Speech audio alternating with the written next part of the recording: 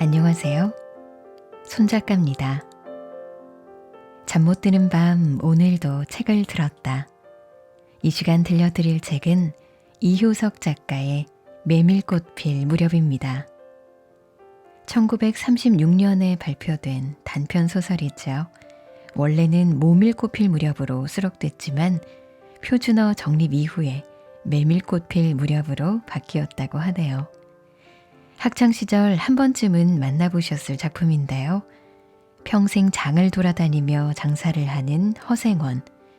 그가 우연히 젊은 장돌뱅이 동희를 만나게 되고 다음 장터로 동행하게 되죠. 허생원은 평생 혼자 살아왔지만 젊은 시절 성서방네 처녀와의 하룻밤 추억을 잊지 않고 있었습니다. 그 일을 회상하며 이야기를 나누다 동희의 과거에 대해서도 듣게 되는데요. 아버지가 없이 살아왔다는 그의 이야기가 왠지 마음에 걸립니다. 결국 두 사람은 어떻게 됐을까요? 이효석의 소설 메밀꽃 필 무렵, 오늘 처음부터 끝까지 읽어드리겠습니다. 즐겁게 들으시고 구독과 좋아요, 댓글도 부탁드릴게요.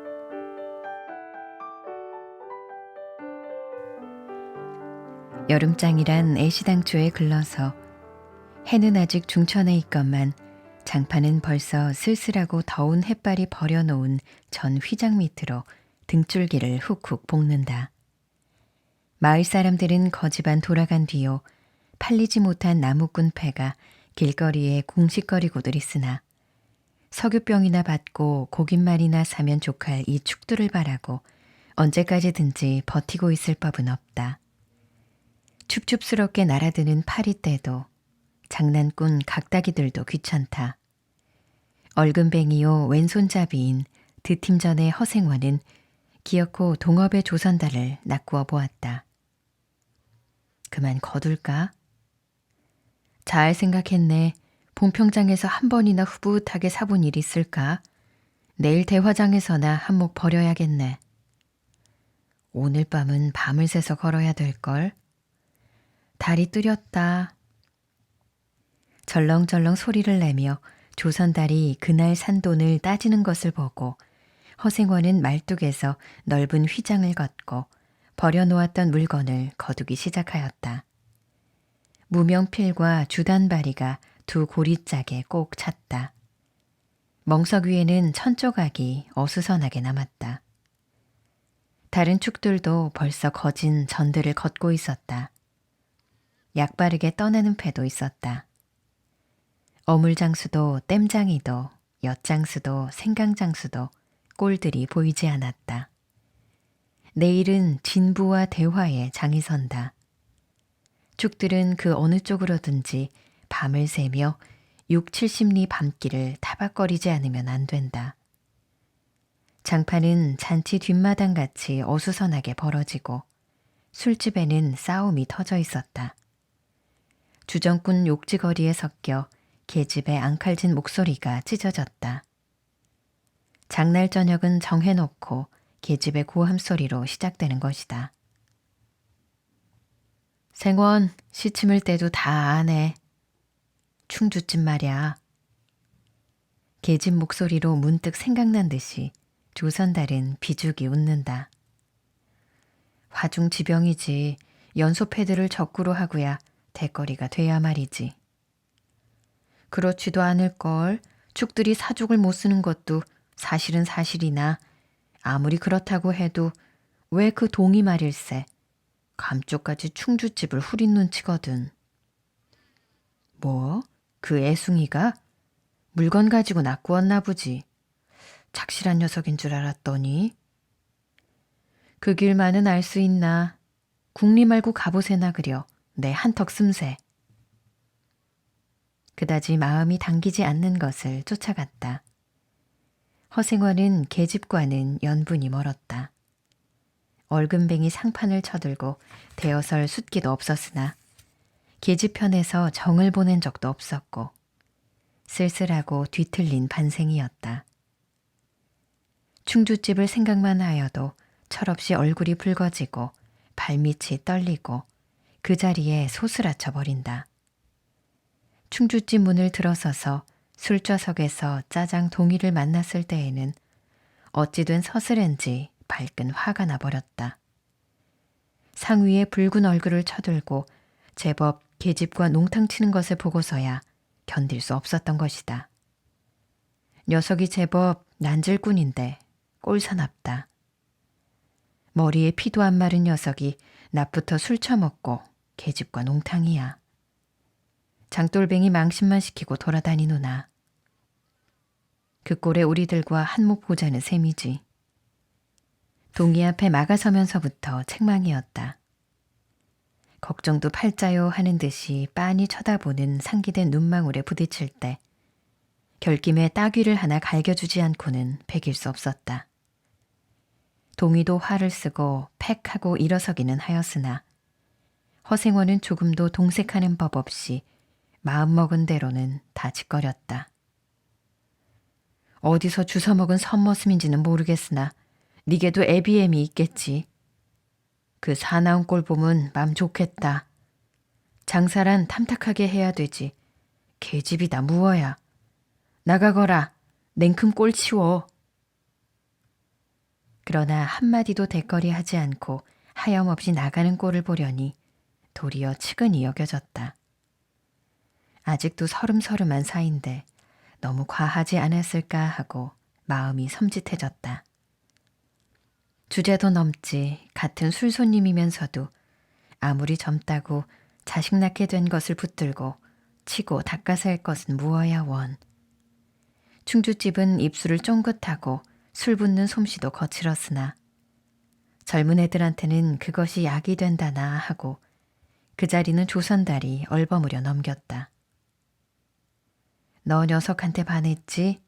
애숭이를 빨면 죄된다. 한참 법석을 친 후이다.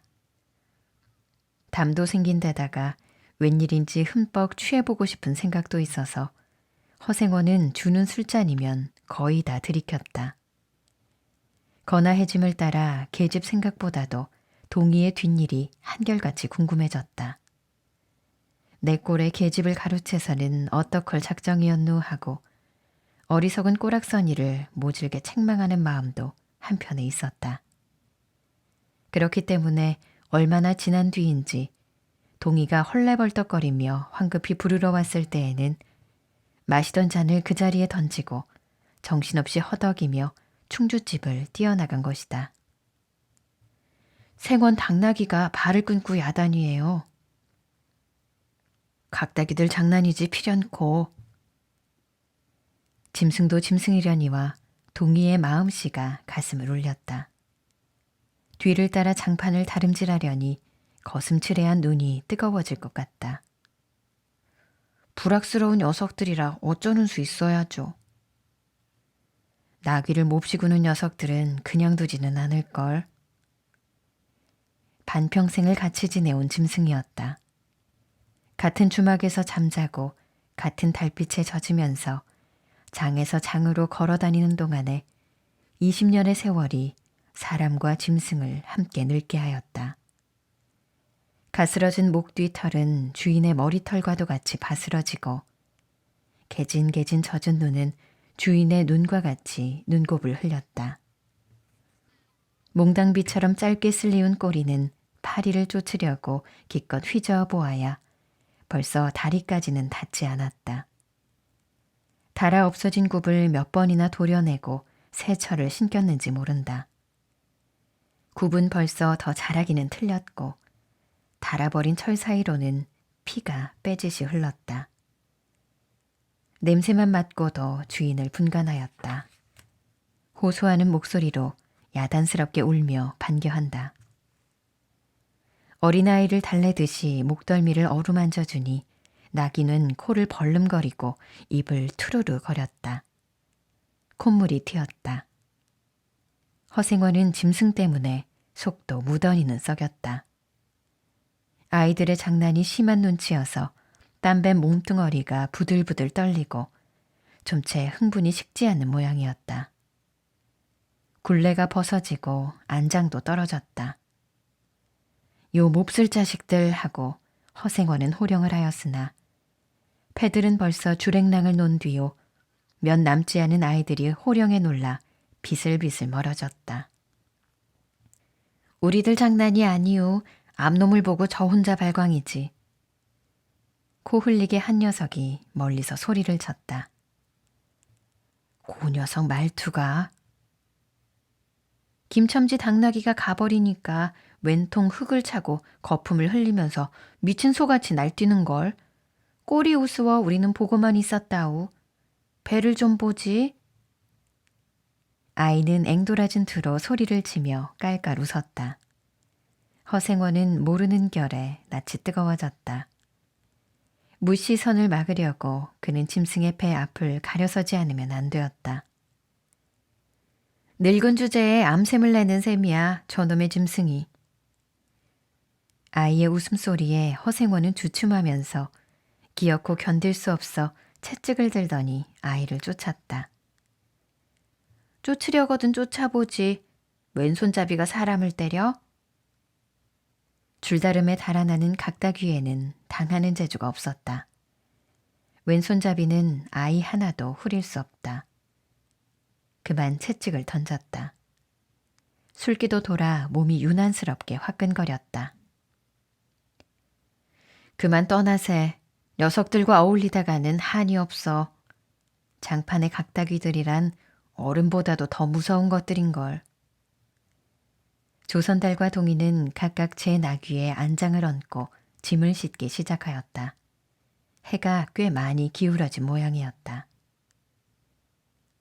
드팀전 장돌이를 시작한 지 20년이나 되어도 허생원은 봉평장을 빼놓은 적은 드물었다. 충주 제천 등의 이웃군에도 가고 멀리 영남지방도 헤매기는 하였으나 강릉쯤에 물건하러 가는 외에는 처음부터 끝까지 군내를 돌아다녔다. 닷새만큼씩의 장날에는 달보다도 확실하게 면에서 면으로 건너갔다. 고향이 청주라고 자랑삼아 말하였으나 고향에 돌보러 간 일도 있는 것 같지는 않았다. 장에서 장으로 가는 길의 아름다운 강산이 그대로 그에게는 그리운 고향이었다. 반날 동안이나 뚜벅뚜벅 걷고 장터 있는 마을에 거지반 가까웠을 때 거친 나귀가 한바탕 우렁차게 울면 더구나 그것이 저녁녘이어서 등불들이 어둠 속에 깜빡거릴 무렵이면 늘 당하는 것이건만 허생원은 변치 않고 언제든지 가슴이 뛰놀았다.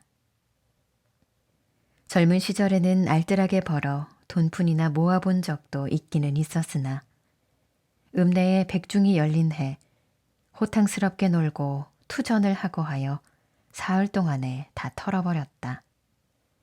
나귀까지 팔게 된 판이었으나 애끓는 정분에 그것만은 이를 물고 단념하였다. 결국 도로 아미타불로 장돌이를 다시 시작할 수밖에는 없었다. 짐승을 데리고 읍내를 도망해 나왔을 때에는 너를 팔지 않기 다행이었다고 길가에서 울면서 짐승의 등을 어루만졌던 것이었다. 빚을 지기 시작하니 재산을 모으려면 당초에 틀리고 간신히 입에 풀칠을 하러 장에서 장으로 돌아다니게 되었다. 호탕스럽게 놀았다고는 하여도 계집 하나 후려보지는 못하였다. 계집이란 쌀쌀하고 매정한 것이었다. 평생 인연이 없는 것이라고 신세가 서글퍼졌다. 일신에 가까운 것이라고는 언제나 변함없는 한필의 당나귀였다. 그렇다고는 하여도 꼭 한 번의 첫일을 잊을 수는 없었다. 뒤에도 처음에도 없는 단 한 번의 괴이한 인연. 봉평에 다니기 시작한 젊은 시절의 일이었으나 그것을 생각할 적만은 그도 산 보람을 느꼈다. 달밤이었으나 어떻게 해서 그렇게 됐는지 지금 생각해도 도무지 알 수 없어. 허생원은 오늘 밤도 또 그 이야기를 끄집어내려는 것이다.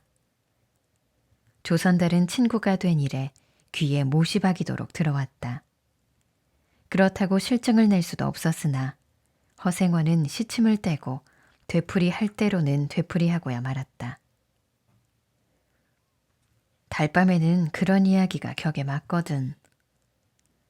조선달 편을 바라는 보았으나 물론 미안해서가 아니라 달빛에 감동하여서였다.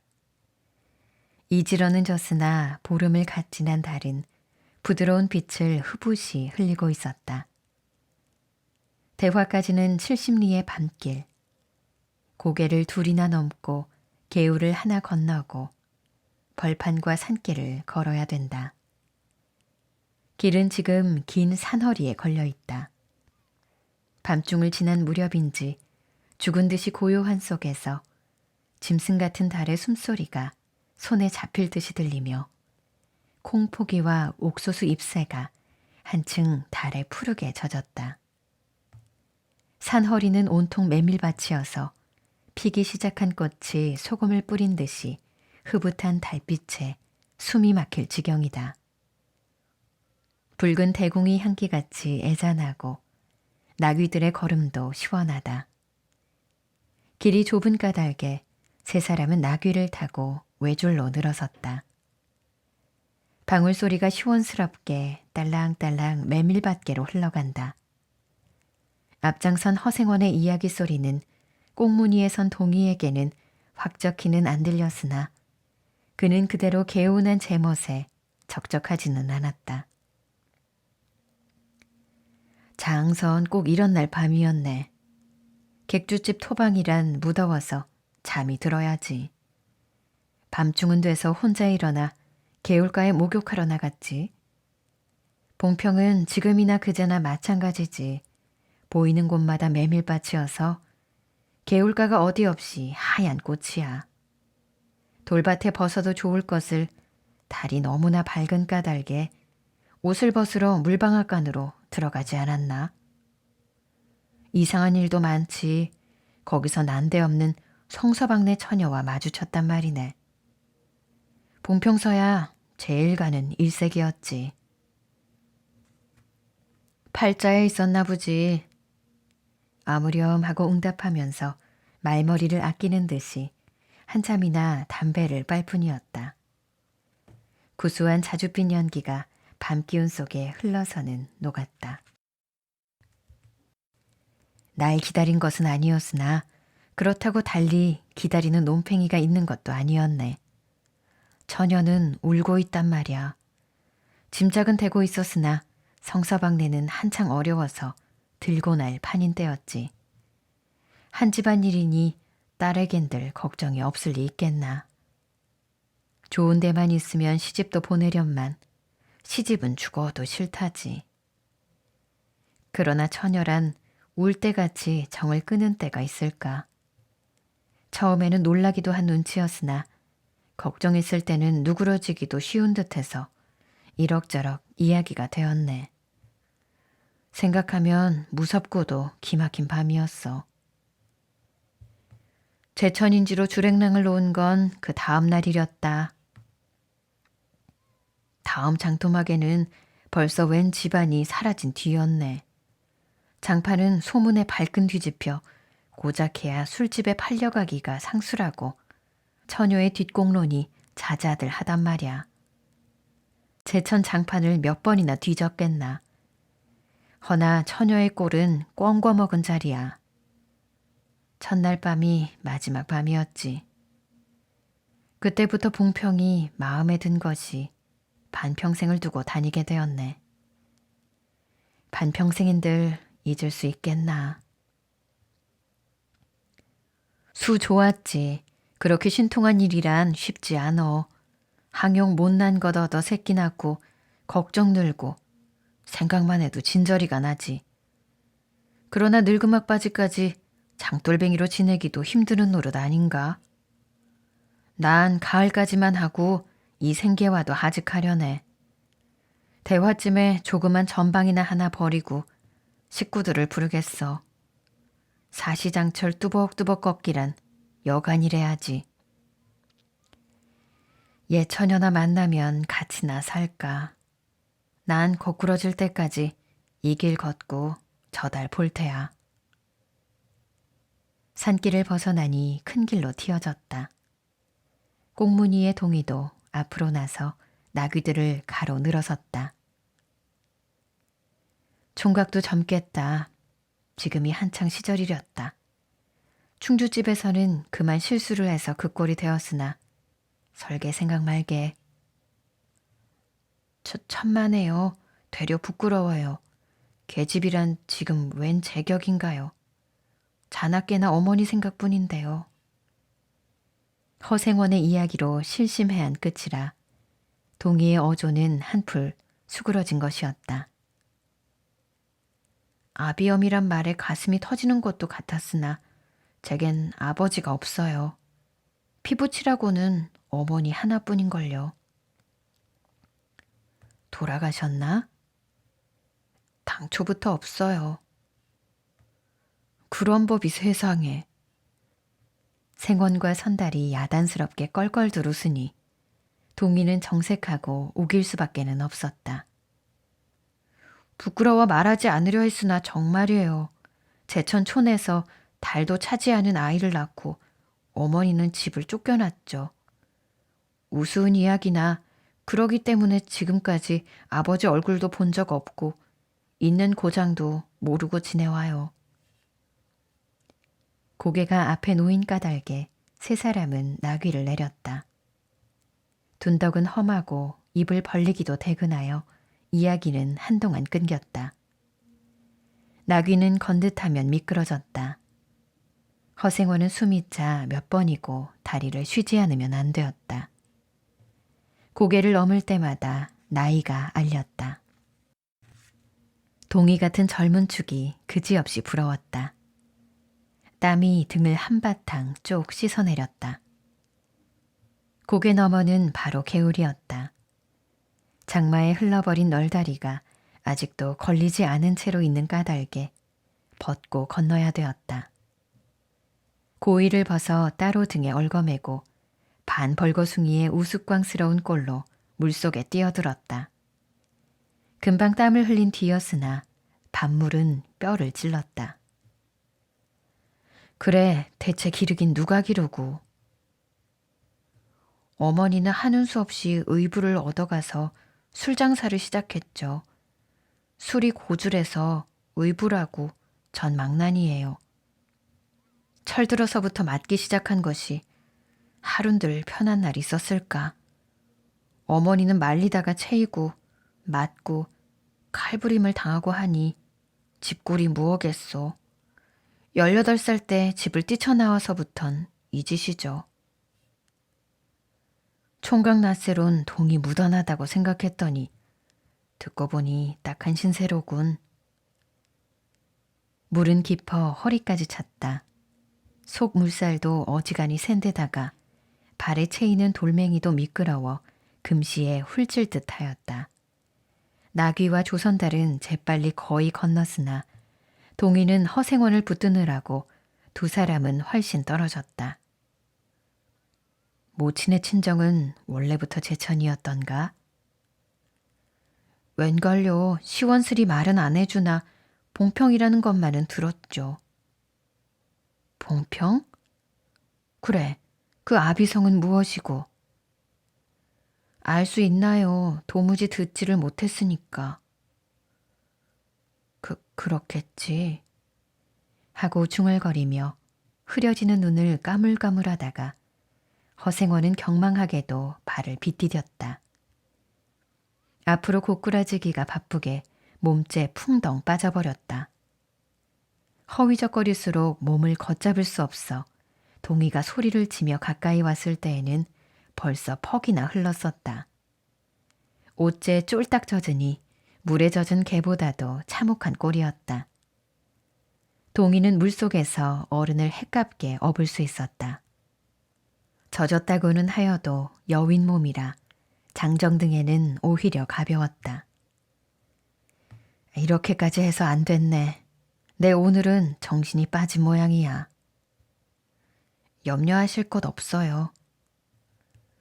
그래, 모치는 아비를 찾지는 않는 눈치지? 늘 한번 만나고 싶다고는 하는데요. 지금 어디 계신가? 의부와도 갈라져 제천에 있죠. 가을에는 봉평에 모셔오려고 생각 중인데요. 이를 물고 벌면 이럭저럭 살아갈 수 있겠죠. 아무렴 기특한 생각이야. 가을이랬다. 동이의 탐탁한 등어리가 뼈에 사무쳐 따뜻하다. 물을 다 건넜을 때에는 도리어 서글픈 생각에 좀 더 엎였으면도 하였다. 진종일 실수만 하니 웬일이오 생원. 조선달은 바라보며 기어코 웃음이 터졌다. 낙이야, 낙이 생각하다 실족을 했어. 말 안 했던가? 적골에 제법 새끼를 얻었단 말이지. 읍내 강릉직 피마에게 말일세. 귀를 쫑긋 세우고 달랑달랑 뛰는 것이 나귀 새끼같이 귀여운 것이 있을까. 그것 보러 나는 일부러 읍내를 도는 때가 있다네.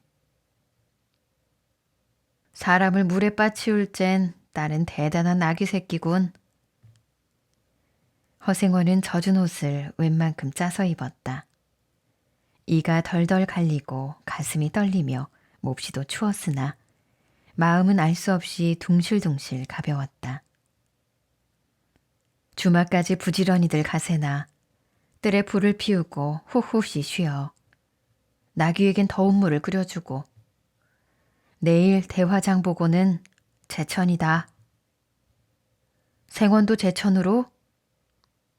오래간만에 가보고 싶어. 동행하려나 동이? 나귀가 걷기 시작하였을 때 동이의 채찍은 왼손에 있었다. 오랫동안 아둑신이같이 눈이 어둡던 허생원도 요번만은 동이의 왼손잡이가 눈에 띄지 않을 수 없었다. 걸음도 헷갑고 방울소리가 밤 벌판에 한층 청청하게 울렸다. 달이 어지간히 기울어졌다.